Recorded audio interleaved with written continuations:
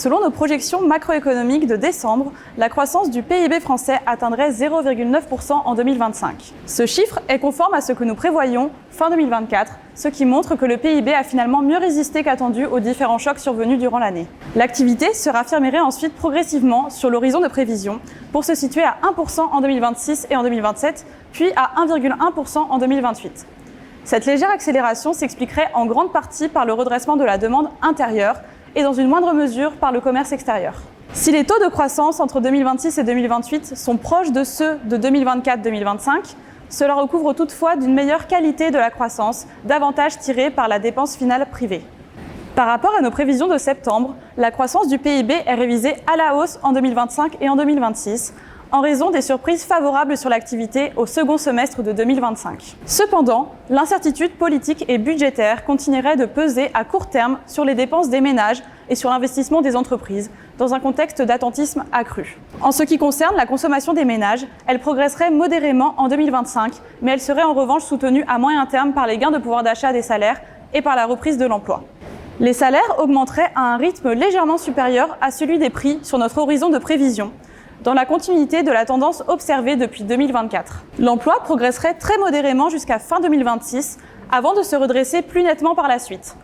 Le taux de chômage, qui s'élève à 7,7% au troisième trimestre de 2025, augmenterait légèrement en 2026, puis amorcerait un repli à 7,6% en 2027 et à 7,4% en 2028.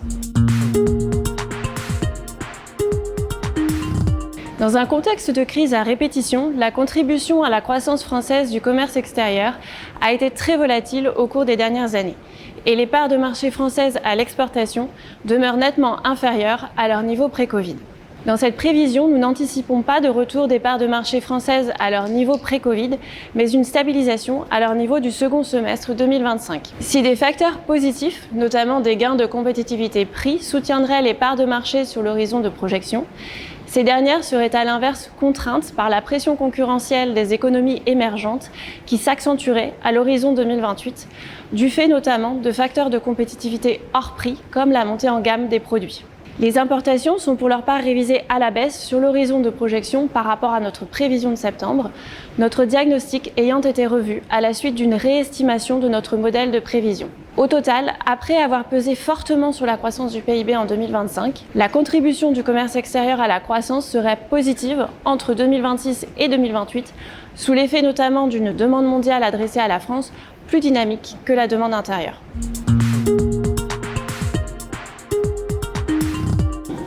Dans nos projections, l'inflation connaîtrait une remontée graduelle, mais elle resterait cependant en dessous de 2% sur l'ensemble de l'horizon. Après 2,3% en 2024, elle se situerait ainsi à seulement 0,9% en moyenne annuelle en 2025. Un point bas lié notamment à la baisse des tarifs réglementés de l'électricité en février. La normalisation des prix de l'énergie ramènerait ensuite l'inflation totale à 1,3% en 2026 et 2027, avant une progression à 1,8% en 2028, en lien avec l'entrée en vigueur du second marché du carbone européen. Pour ce dernier, l'impact sur l'inflation demeure toutefois très incertain, compte tenu des mesures compensatoires qui pourraient être mises en œuvre. Hors énergie et alimentation, l'inflation demeurerait stable, autour de 1,6-1,7% sur l'horizon de prévision, essentiellement portée par la contribution des services. Les prix des produits manufacturés seraient encore freinés à court terme par l'appréciation récente de l'euro, puis évolueraient à un rythme modéré, tandis que la décélération passée des salaires nominaux se transmettrait au prix des services qui ralentirait de manière plus marquée à partir de 2027.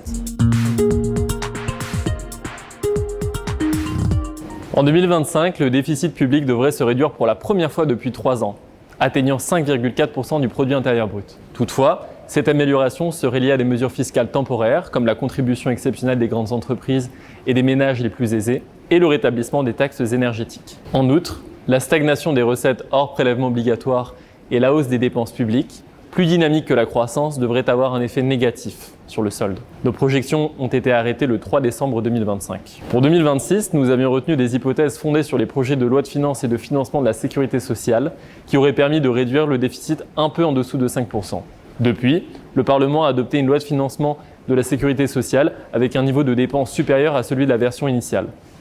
Le projet de loi de finances n'a quant à lui pas encore été adopté et une loi spéciale a autorisé l'État à reconduire ses dépenses et à percevoir les impôts existants en 2026. Même si cette situation devrait rester temporaire, il est probable que le déficit 2026 soit plus dégradé que dans les hypothèses que nous avions retenues.